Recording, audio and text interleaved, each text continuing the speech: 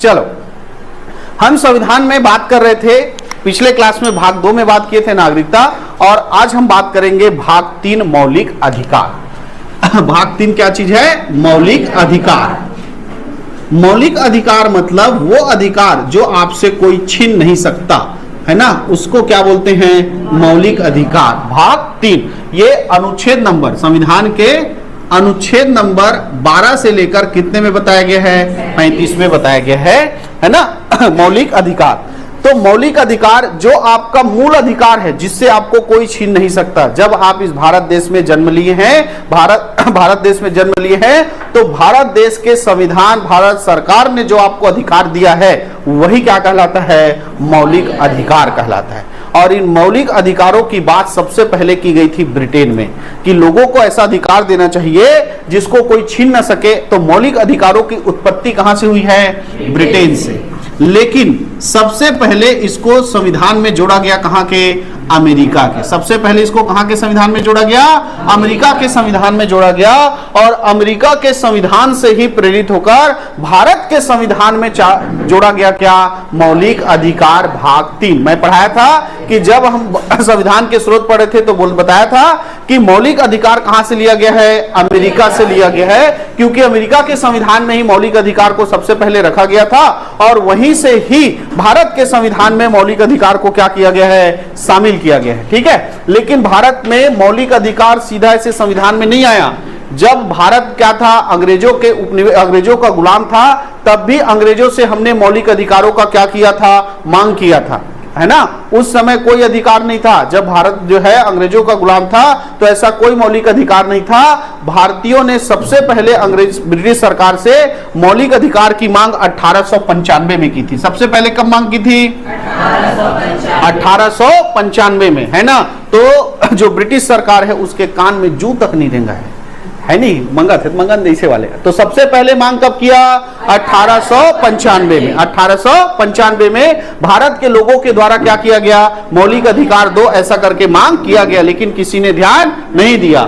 1917 से लेके 1919 कांग्रेस ने भी क्या किया कि मौलिक अधिकार का मांग किया कि हमको क्या दो? मौलिक अधिकार दो। कांग्रेस जो पार्टी है उसने भी मौलिक अधिकारों का ब्रिटिश सरकार से क्या किया? मांग किया, फिर भी कुछ नहीं हुआ। इसके अलावा 1925 में एनी बेसेंट ने और 1928 में मोतीलाल नेहरू ने, इसने भी क्या किया? मांग किया कि भारत के लोगों को क्या मिलना चाहिए? मौलिक अधिकार मिलना चाहिए, है ना। लेकिन किसी ने कोई बात नहीं देखी, है ना। ब्रिटिश सरकार ने इस पर ध्यान ही नहीं दिया। और जब कांग्रेस का कराची में अधिवेशन हो रहा था 1930 में, 1930 में कहां हो रहा है? 1930 में कांग्रेस का कौन सा अधिवेशन हो रहा है? कराची में अधिवेशन हो रहा है। तो कांग्रेस ने बाकायदा अपने पार्टी में प्रस्ताव पारित किया कि भारत के लोगों को क्या मिलना चाहिए? मौलिक अधिकार मिलना चाहिए। तो मौलिक अधिकार के लिए कांग्रेस ने प्रस्ताव कब पारित किया था? 1930 में। कहां पारित किया था? कराची अधिवेशन में। लेकिन यहां भी कांग्रेस जो है ब्रिटिश सरकार को बोलते बोलते थक गई, नहीं माना। इसी बीच वो चल रहा था सविनय अवज्ञा आंदोलन। तब 1931 में गोलमेज सम्मेलन हुआ था, द्वितीय गोलमेज सम्मेलन, याद करो 1931 में हुआ था। महात्मा गांधी गए थे द्वितीय गोलमेज सम्मेलन में भाग लेने। तब महात्मा गांधी ने वहां गोलमेज सम्मेलन में भी भारतीय लोगों के लिए क्या मांग किया था? मौलिक अधिकार का मांग किया था कि भारत के लोगों को क्या दो? मौलिक अधिकार दो। लेकिन ये अधिवेशन भी जो था, द्वितीय गोलमेज सम्मेलन भी था, वो क्या हो गया था? विफल हो गया था, क्योंकि विचार मिल नहीं पा रहा था। तो गांधी जी ने कब जो है भारत के लोगों के लिए मौलिक अधिकार का मांग किया था? तो 1931 द्वितीय गोलमेज सम्मेलन में गांधी जी ने मौलिक अधिकार का क्या किया था? मांग किया था। लेकिन गांधी जी ने मांग किया था, और तीनों गोलमेज सम्मेलन के बाद क्या बना था? 1935 का भारत परिषद अधिनियम। इसमें मौलिक अधिकार को शामिल नहीं किया गया था। ध्यान रखना यहाँ आता है, भारत जब आजाद हुआ तो किस संविधान से चल रहा था? 1935 के भारत परिषद अधिनियम से। तब 1935 के भारत परिषद अधिनियम में मौलिक अधिकार नहीं था। अब मौलिक अधिकार नहीं था, लेकिन भारत के लोग क्या कर रहे थे? मौलिक अधिकार की मांग कर रहे थे। तो जब भारत के लोगों को अपना संविधान लिखने का समय आया, यानी 1946 में क्या बना? संविधान सभा। 1946 में क्या बना? संविधान सभा। तब इस संविधान सभा में मौलिक अधिकार समिति बनाई गई। क्या बनाई गई? मौलिक अधिकार समिति बनाई गई, ताकि भारत के संविधान में किसको जोड़ा जा सके? मौलिक अधिकार को जोड़ा जा सके। और जिसके अध्यक्ष कौन थे? सरदार वल्लभ भाई पटेल, है ना। तो सरदार वल्लभ भाई पटेल की अध्यक्षता में संविधान सभा में मौलिक अधिकार समिति बना, और इसी के सिफारिश पर अमेरिका के संविधान से प्रेरित होकर भारतीय संविधान में जोड़ा गया क्या? मौलिक अधिकार। तो जब संविधान बना तब भारत के लोगों को भारत के संविधान के द्वारा 7 मौलिक अधिकार दिया गया था। कितना दिया गया था? 7 मौलिक अधिकार। पहला था समानता का अधिकार, समानता का अधिकार।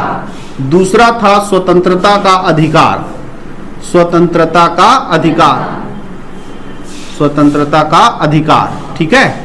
तीसरा शोषण के विरुद्ध अधिकार, शोषण के विरुद्ध अधिकार, ठीक है। चौथा है धार्मिक स्वतंत्रता का अधिकार, धार्मिक स्वतंत्रता का अधिकार। पांचवा शिक्षा व संस्कृति का अधिकार, शिक्षा व संस्कृति का अधिकार। और छठवां था संपत्ति का अधिकार, संपत्ति का अधिकार। और सातवां था कौन सा? संवैधानिक उपचारों का अधिकार, संवैधानिक उपचारों का अधिकार, ठीक है। तो मूल संविधान में कितने अधिकार थे? 7। कितने मौलिक अधिकार थे? 7। भारत सरकार ने आपको 7 मौलिक अधिकार दिया हुआ था मूल संविधान में, कि आप सब लोग क्या हैं? समान हैं। समानता का अधिकार, फिर बताया था स्वतंत्रता का अधिकार, है ना। फिर शोषण के विरुद्ध अधिकार, फिर बताया था कौन सा? धार्मिक स्वतंत्रता का अधिकार, फिर बताया था संपत्ति, शिक्षा और संस्कृति का अधिकार, संपत्ति का अधिकार और संवैधानिक उपचारों का अधिकार। अनुच्छेद नंबर 14 से लेकर 18, अनुच्छेद नंबर 14 से लेकर 18 किसको बताया गया था? समानता के अधिकार को बताया गया है, ठीक है। 19 से लेकर 22, अनुच्छेद नंबर 19 से 22 किसको बताया गया है? स्वतंत्रता का अधिकार, ठीक है। 23 और 24 में किसको बताया गया है? शोषण के विरुद्ध अधिकार। 23 और 24 में किसको बताया गया है? शोषण के विरुद्ध अधिकार। धार्मिक स्वतंत्रता का अधिकार 25 से लेकर किसमें बताया गया है? 28 में बताया गया है। 25 से लेकर किसमें बताया गया है? 28 में बताया गया है। 29 और 30 में बताया गया है क्या? शिक्षा व संस्कृति का अधिकार और संपत्ति का अधिकार बताया गया है किसमें? 31 में। और अनुच्छेद नंबर 32 में बताया गया है क्या? संवैधानिक उपचारों का अधिकार। क्लियर है? तो भारतीय संविधान के भाग 3 में क्या है? मौलिक अधिकार। किस अनुच्छेद से किस अनुच्छेद तक? अनुच्छेद नंबर 12 से लेकर 35 तक। क्लियर है? और इसमें मूल संविधान में कितने मौलिक अधिकार दिए गए हैं? 7। कौन कौन से थे? समानता का अधिकार, स्वतंत्रता का अधिकार, शोषण के विरुद्ध अधिकार, धार्मिक स्वतंत्रता का अधिकार, शिक्षा व संस्कृति का अधिकार, संपत्ति का अधिकार, संवैधानिक उपचारों का अधिकार। ठीक है। लेकिन 1978 44वां संविधान संशोधन, 1978 44वां संविधान संशोधन, इसके तहत क्या किया गया? जो आपका 6वां मौलिक अधिकार है, संपत्ति का मौलिक अधिकार, इसको मौलिक अधिकार से हटाकर अनुच्छेद नंबर 300 का या 300A में शामिल करके क्या बना दिया गया? विधिक अधिकार। अभी क्या है समझो। संपत्ति मतलब आपका जो जमीन जगह है। देखे हो, भारत सरकार सड़क बनाता है, चाहे कद को केस लड़ ले, किसका हो जाता है वो? भारत सरकार। क्योंकि आप संपत्ति के कैसे मालिक हो? कानूनी मालिक हो। संपत्ति के क्या हो? कानूनी मालिक हो। अगर आपका वो मौलिक अधिकार होता कि जो आपकी संपत्ति है वो आपका है, तो उसको आपको कोई छीन सकता है क्या? नहीं छीन सकता। इसीलिए डेवलपमेंट में प्रॉब्लम हो रहा था। रेल बिछाना है जी, तो रेल बिछाना है तो इसे गांव खेत खाल ले जाही। रेल पटरी है जी, तो रेल पटरी बिछाए पर क्या चाहिए? जगह चाहिए। तो जगह किसका है? वो किसी फलाना ठिकाने का है, समारू दुलारू का है। तो वो उसका मौलिक अधिकार होता तो जमीन को ले सकता था क्या सरकार? तुम्हाको बोलने का क्या है? अधिकार है। तो सरकार तुमको चुप करा सकती क्या है? देखो नेता लोग को चुप करा सकती क्या? खुद बोलते हैं बेईमान लोग भारी। और खुद पे बोलते बोलते अनाप शनाप बोल लेते हैं और फंस जाते हैं, है कि नहीं है? तो वैसा, तो बोलने का अधिकार क्या है? अभिव्यक्ति की स्वतंत्रता क्या है? मौलिक अधिकार, उसको सरकार नहीं ले सकती। तो वैसी संपत्ति का अधिकार भी क्या था? मौलिक अधिकार था। तो प्रॉब्लम हो रहा था डेवलपमेंट में, इसीलिए क्या किया गया कि मौलिक अधिकार से हटा के उसको क्या कर दिया गया? विधिक अधिकार, की संपत्ति तुम्हारा है, उसके तुम कानूनी क्या हो? मालिक हो, बस। ठीक है, तो ऐसा 1978 में 44वां संविधान संशोधन के द्वारा संपत्ति का जो मौलिक अधिकार था, यानी कि अनुच्छेद नंबर 31, इसको क्या कर दिया गया? निश्चित समाप्त कर दिया गया और संपत्ति के अधिकार को अनुच्छेद नंबर 300A में जोड़कर क्या बना दिया गया? विधिक अधिकार। तो वर्तमान संविधान में भारतीय लोगों को कितना है? अभी कितना मौलिक अधिकार प्राप्त है? 6। पहले कितना था? 7। कितना था? 7। दोनों को अच्छे से समझना कि मूल संविधान में कितना था? 7, और वर्तमान में कितना है? 6।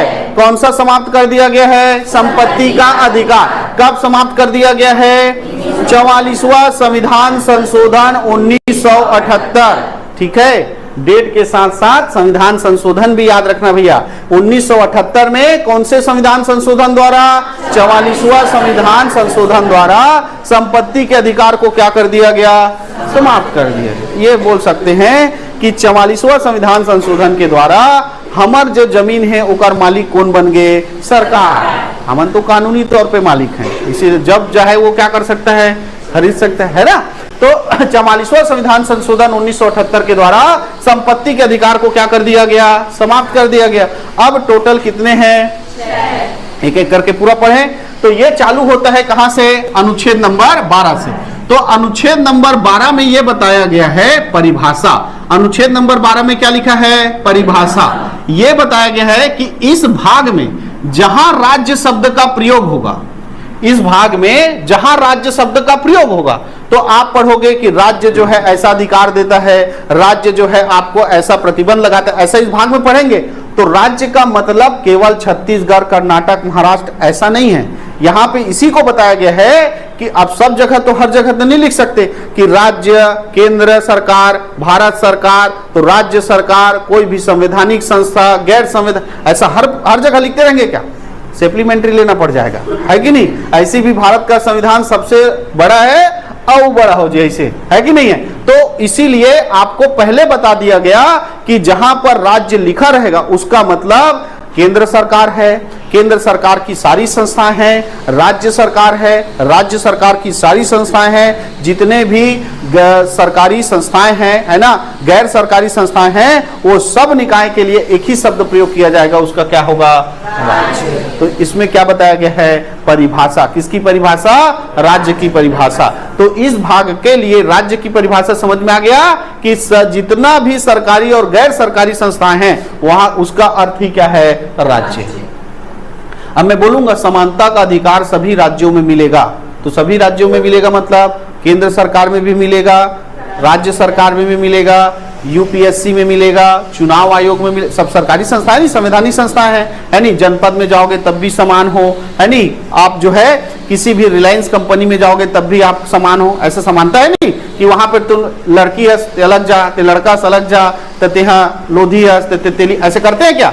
नहीं करते। इसीलिए इसमें बता दिया गया है राज्य मतलब क्या है? सभी संस्थाएं, सभी सरकार, सब जगह इसको परिभाषित कर दे। ठीक। अनुच्छेद नंबर 13 किसकी बात करते हैं? अनुच्छेद नंबर 13।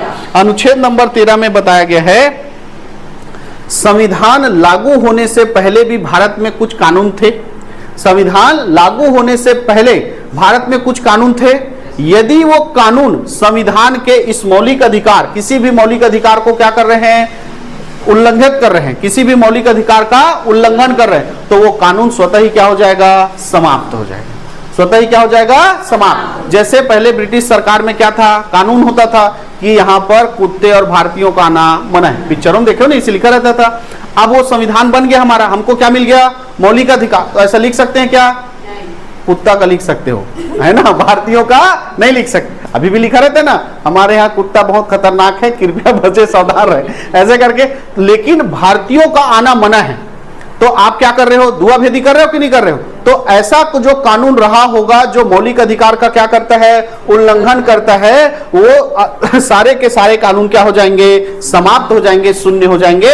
ऐसा बताया गया किसमें, अनुच्छेद नंबर 13। और भविष्य में राज्य, भविष्य में राज्य, राज्य मतलब समझ गए, राज्य मतलब सारे संस्थाएं, ऐसा कोई कानून नहीं बनाएगा जिससे मौलिक अधिकारों का क्या हो, हनन हो।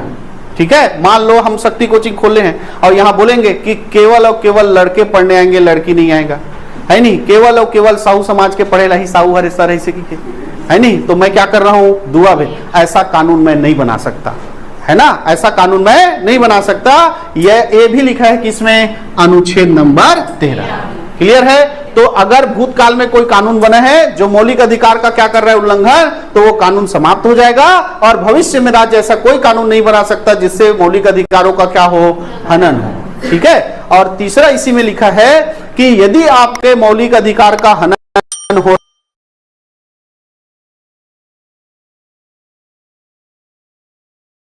है तो आप पुनरावलोकन क्या कर सकते हो, पुनरावलोकन कर सकते हो। ठीक है। आप जैसे कहीं पर बैठे हो, आप कहीं पर बैठे हो, आप अपने विचारों को अभिव्यक्त करना चाहते हो, है ना, तो टाइम की कमी या इसके कारण आपको रोका जा सकता है, उसमें कोई दो बात, लेकिन आपको बोलना ही नहीं है, आपको बोलना ही नहीं है, आपको घूमने नहीं जाना है, ऐसा आपको कोई प्रतिबंध लगा देता है, तो आप न्यायालय में क्या कर सकते हो, केस कर सकते हो कि आपके मौलिक अधिकार का क्या हो रहा है, हनन हो रहा है। दाई दादा पे मत लगा देना, है नहीं, मोदा हमेशा मना करते घूमे जाए बारे से, है ना, वो आपके भविष्य का आपको चिंता करते इसलिए। लेकिन आपको कोई दूसरा जैसे आपको भारत छत्तीसगढ़ राज्य है, तो छत्तीसगढ़ राज्य सरकार ने आपको प्रतिबंध लगा दिया, आज से अश्वनी जो है कहीं घूमने नहीं जाएगा, छत्तीसगढ़ में ही रहेगा, महाराष्ट्र नहीं जाए, तो ये राज्य सरकार के ऊपर केस लगा देगा कि मेरे मौलिक अधिकार का क्या हो रहा है, हनन हो रहा है। तो मौलिक अधिकारों का अगर हनन हो रहा है तो उसका पुनरावलोकन कर सकते हो किसके तहत, अनुच्छेद नंबर 13। तो 12 और 13 समझ में आ गया। अब बात करते हैं 14 से 18 किसकी, समानता का अधिकार, है ना। तो क्या क्या समानता का अधिकार आपको भारतीय संविधान में दिया गया है, ये अनुच्छेद नंबर 14 से लेकर किस में मिलेगा, 18 में। तो अनुच्छेद नंबर 14 है विधि के समक्ष समानता। क्या है, विधि के समक्ष समानता। अनुच्छेद नंबर 14 क्या लिखा है, विधि के समक्ष समानता। ठीक है, मतलब कानून के समक्ष सब क्या है, समान है, कानून के समक्ष सब क्या है, समान। लेकिन इसमें दो बातें आती हैं, एक क्या लिखा हूं, विधि के समक्ष समानता, और एक आता है विधि का समान संरक्षण। विधि का समान संरक्षण, ये दोनों भारत में है, दोनों भारत के संविधान में। विधि के समक्ष समानता भी भारत के संविधान में है और विधि का समान संरक्षण भी भारत के संविधान में है। लेकिन विधि की समानता ये ब्रिटेन से लिया गया है, और जो विधि का समान संरक्षण है वो कहां से लिया गया है, अमेरिका से। ये आपका पहले तो जो क्वेश्चन आता है वो हो गया कि विधि की समानता किस देश से लिया गया है, और विधि का समान संरक्षण किस देश से लिया गया है, और विधि के समक्ष समानता किस अनुच्छेद में है, अनुच्छेद नंबर 14। अनुच्छेद नंबर 14 बताता है कि हम कानून के तौर पर क्या है, कानून के समय क्या है, समक्ष क्या है, समान है। लेकिन यही अनुच्छेद कहता है कि विधि का क्या होगा, समान संरक्षण। आप जो है अभी जनपद ऑफिस जाते हो या तहसील ऑफिस जाते हो, तो वहां पर लड़की हो, लड़का हो, साहू हो, तेली हो, अमीर हो, गरीब हो, सबको क्या मिलता है, जो भी कानून है उसके नीचे समानता मिलता है। ठीक है। या एक और एकदम स्पष्ट उदाहरण, ट्रैफिक, वो देखे लाइट देखे हो, ट्रैफिक लाइट देखे हो, जब लाल लाइट है तो सब के सब रुकेंगे, और लाल लाइट थोड़ी देखता है कि उदय अमीर हरे ओकर गाड़ी जान दो, गरीब है तो रोक दो, ऐसा देखता है क्या, लाल लाइट जला है मतलब सबके सबको क्या करना है, रुकना है। ये विधि की क्या है, विधि की क्या है, समानता है। अब वही लाल लाइट जला है और वहीं पे एम्बुलेंस आ रहा है, तो सबको क्लियर करके, और लाल लाइट जलता होता है फिर भी एम्बुलेंस को क्या करते हैं, पार करते हैं। मतलब जहां पर समान स्थिति होती है पर जहां तो कानून भी हमको क्या लाना पड़ता है, विसंगति लाना पड़ता है। जैसे एक अच्छा व्यक्ति है ना, और एक क्या है, विकलांग व्यक्ति है, तो सरकार जो है विकलांग व्यक्ति को क्या करता है, सहायता प्रदान करता है, तो विसंगति है नहीं भाई, एक अच्छा आदमी और एक विकलांग, तो दोनों में क्या है, विसंगति है, तो कानून भी वहां क्या हो जाता है, विसंगत हो जाता है। इसी को बोलते हैं विधि का समान संरक्षण। समझ में आ गया? विधि का समानता मतलब हम कानून के खिलाफ क्या है, सब समान है। विधि समान संरक्षण मतलब जब परिस्थिति विसंगत हो जाती तो कानून भी हो जाता है। इसी को क्या बोलते हैं, विधि का संरक्षण। तो विधि का समानता ये कुछ है, अनुच्छेद नंबर 14, अनुच्छेद नंबर 15 सामाजिक समानता, अनुच्छेद नंबर 15 सामाजिक समानता। समाज में यानी कि समाज में, पूरे देश में जहां भी आप जाओ, आपके साथ धर्म, जाति, लिंग है ना, निवास है ना, इसके आधार पर कहीं पर भी आपके साथ भेदभाव नहीं किया जा सकता। लिखा है किसमें, अनुच्छेद नंबर 15। आप कहीं भी जाते हो तो आप छत्तीसगढ़ करके थे, पहले था है नहीं, पहले चलता था, पहले वो जो दलित वर्गों को क्या किया जाता था, अलग कर भेदभाव किया जाता था, तो इसी सबको मिटा दिया गया है किसके तहत, अनुच्छेद नंबर 15 के तहत, कि कहीं पर भी जाति, लिंग, धर्म के आधार पर भेदभाव नहीं किया जा सकता। किंतु राज्य जो है एसटी एससी महिलाओं या महिलाओं के लिए विशेष उपबंध क्या कर सकता है, बना सकता है। एसटी एससी और महिलाओं के लिए क्या कर सकता है, विशेष उपबंध बना सकता है। ये भी लिखा है किसमें, अनुच्छेद नंबर 15। इसीलिए तो देखो ना, सब क्या है, समान है, बोले जाता है नहीं, सब क्या है, समान है, लेकिन एसटी एससी को क्या मिलता है, आरक्षण मिलता है, या और भी सामाजिक सुविधाएं मिलती हैं कि नहीं मिलती हैं। तो वो सब सुविधाएं जो अलग से उपबंध क्या कर सकता है, अनुच्छेद नंबर 15 के तहत राज्य क्या कर सकता है, बना सकता है। लेकिन सब जो है समाज में क्या है, जाति, धर्म, निवास के आधार पर क्या है, समान है। ऐसा बोलता है कौन सा, अनुच्छेद नंबर 15। अनुच्छेद नंबर 16 लोक अभियोजनों के अवसरों में समानता, लोक अभियोजनाओं के अवसरों में समानता के अवसरों में समानता। जितना भी योजना आएगा, जितना भी नौकरी आएगा, उसमें क्या है, सब समान है। जितने भी लोक अभियोजन मतलब क्या होता है, सरकारी नौकरी, सब क्या रहेंगे, समान रहेंगे, सबको समान अवसर मिलेगा। ऐसा लिखा है 16 का में। ऐसा किसमें लिखा है, 16 का में, अनुच्छेद नंबर 16 का में लिखा है कि जितनी भी सरकार की नौकरियां आएंगी उसमें सबको क्या मिलेगा, समान अवसर मिलेगा। सबको क्या मिलेगा, समान अवसर मिलेगा। किसी भी पद के लिए जाति, लिंग या धर्म के आधार पर भेदभाव नहीं किया जाएगा। किसी भी पद पर धर्म, जाति, स्थान, लिंग, निवास के आधार पर भेदभाव नहीं किया जाएगा। ऐसा लिखा है अनुच्छेद नंबर 16 खा में, 16 खा में लिखा है। क्लियर है? और तीसरा लिखा है कि संसद को अधिकार होगा कि वह किसी भी प्रदेश या क्षेत्र के लिए निवास संबंधी क्या रख सकता है, शर्त रख सकता है ना। 16 ग में लिखा है कि संसद है, विधानमंडल है, राज्य है, इसको अधिकार होगा कि वो क्या कर सकता है, निवास संबंधी क्या रख सकता है, शर्त लागू कर सकता है। इसीलिए देखो कि जब बस्तर में शिक्षा कर्मी भर्ती निकलता था उस जमाने में, तो केवल बस्तर वाले ही भरेंगे, ऐसे निकलता ना, तो निवास संबंधी क्या रख सकता है, शर्त रख सकता है। और इसी के 16(4) में लिखा है, अनुच्छेद नंबर 16(4) में या खा में लिखा है, गड़ी का घा में लिखा है ना, कि पिछड़े वर्गों को क्या दिया जाएगा, आरक्षण दिया जाएगा। पिछड़े वर्गों को क्या मिलेगा, आरक्षण। लोक अभियोजनों के अवसरों में पिछड़े वर्गों को क्या मिलेगा, आरक्षण मिलेगा, है ना। लेकिन मिला कब, 1990 में। पिछड़े वर्गों को आरक्षण कब मिला था, 1990 में। पिछड़े वर्ग को आरक्षण देना है कि नहीं देना है, इसके लिए 2 समिति बनाई गई थी, 1953 में और 1979 में। 1953 और कब बनाया गया था, 1979। 1953 में बना था काका केलकर समिति। क्या बना था, काका केलकर समिति, काका केलकर समिति, है ना। ये समिति का संबंध किससे है, ओबीसी आरक्षण से। किससे है, अन्य पिछड़ा वर्ग के आरक्षण से संबंधित है। कौन सा, काका केलकर समिति। इसने बोला था कि काका केलकर समिति ने पूरा जांच किया था आरक्षण देना है कि नहीं देना है, लेकिन उस पर आरक्षण देने पर ध्यान नहीं दिया गया। उसके बाद 1979 में मंडल समिति बना था जिसमें अध्यक्ष थे बीपी मंडल। कौन थे अध्यक्ष? बीपी मंडल। और इस मंडल समिति के सिफारिश पर ही 1990 में ओबीसी को क्या मिला था? आरक्षण। ओबीसी को क्या मिला था? आरक्षण। तो ये दो समिति अच्छे से याद रखना, एक है काका केलकर समिति और एक है मंडल समिति, जिसका संबंध किससे है? ओबीसी आरक्षण से है। और ओबीसी लोगों को आरक्षण कब मिला था? 1990 में मिला था। क्लियर है?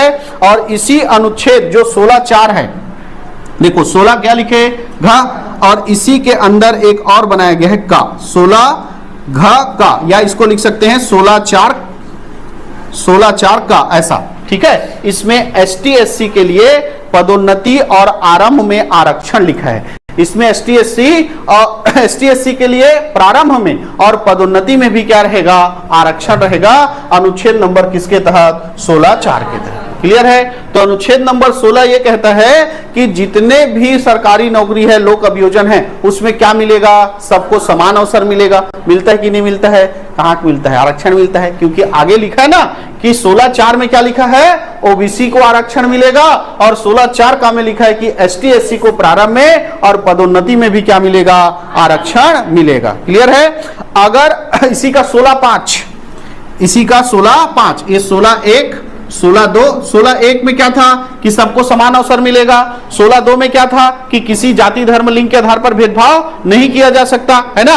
और 16(3) में क्या था कि संसद जो है निवास संबंधी क्या रख सकती है? शर्त। जो राज्य है वो निवास संबंधी क्या रख सकता है? शर्त रख सकता है। और 4 में क्या था? ओबीसी आरक्षण। और 4 का में क्या था?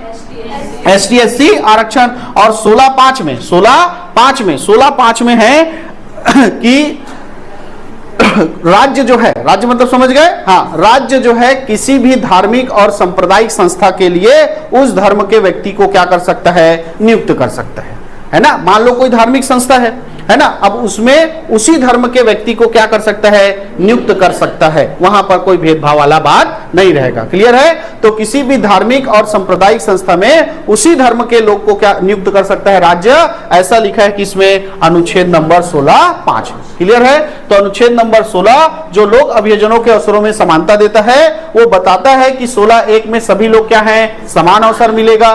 बी में बताता है कि जाति लिंग निवास के आधार पर कोई भेदभाव नहीं किया जाएगा। 3 में बताता है कि राज्य जो है वो निवास संबंधी क्या रख सकता है? शर्त रख सकता है। 4 में बताता है कि ओबीसी को क्या मिलेगा? आरक्षण। और 4 का में बताता है, 16(4) का में बताता है कि एसटी एससी को भी प्रारंभ में और पदोन्नति में क्या मिलेगा? आरक्षण। और 16(5) में बताता है कि राज्य जो है सांप्रदायिक या धार्मिक संस्थाओं में उसी धर्म के व्यक्ति को क्या कर सकता है? नियुक्त कर सकता है। अनुच्छेद नंबर 17 अस्पृश्यता का अंत। अनुच्छेद नंबर 17 अस्पृश्यता का अंत। अस्पृश्यता का अंत इसका मतलब है जो भेदभाव है, जो सामाजिक भेदभाव था, जो छुआछूत वाला बात था, है बात करते थे छुआछूत वाला हमारे भारत में, उसको क्या कर दिया गया? समाप्त। तो छुआछूत ना लिखकर क्या लिखा है? अस्पृश्यता। तो अस्पृश्यता का क्या कर दिया गया? अंत कर दिया गया। और इसको समाप्त करने के लिए कानून बनाया गया, अस्पृश्यता अधिनियम 1955।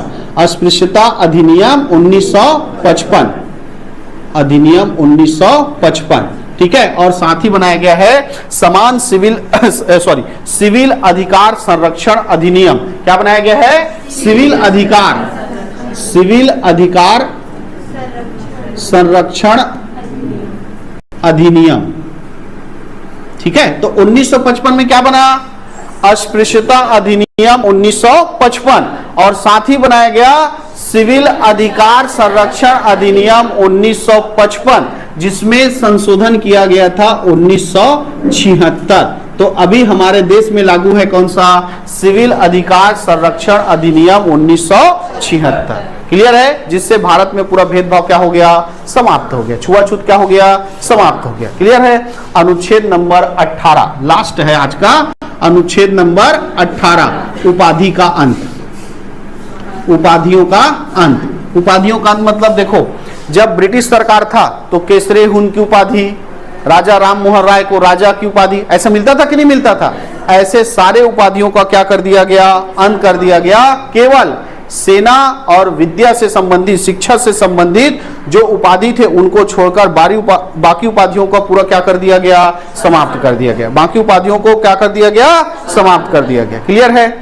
अब भारत में जो भारत रत्न, पद्म विभूषण, पद्म भूषण ऐसे जो पुरस्कार मिलते हैं ना, वो पुरस्कार जो है उपाधि नहीं है, केवल एक प्रकार का क्या है, सम्मान है। एक प्रकार का क्या है, सम्मान है, पुरस्कार है। ठीक है, इसको उपाधि, बाकी जितने भी उपाधि पहले था, राजाधिराज ऐसे करके उपाधि नहीं रहता था, राजा महाराजा ऐसे सम्राट है, वो सारे उपाधि क्या हो गए, समान। ठीक है। और जो भारत रत्न, पद्म विभूषण, पद्म भूषण ये सब दिया जाता है, ये उपाधि नहीं है, एक प्रकार का सम्मान है, पुरस्कार है। ठीक है। अब देखो कि कोई दूसरा देश में उपाधि चल रहा होता है, भाई हमारे यहाँ समाप्त है, लेकिन कोई दूसरा देश रहता है ना, और दूसरे देश के लोग जो है, दूसरे देश वाले जो है हमारे देश के लोगों को क्या देते हैं, उपाधि।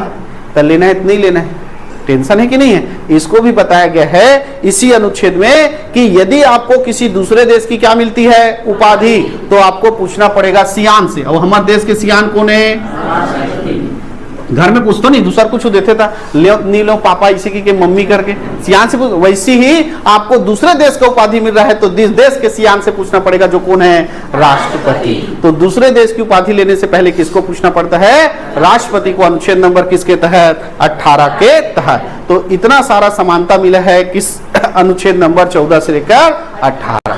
बाकी के अधिकारों के बारे में चर्चा करेंगे कल। आज के लिए इतना है।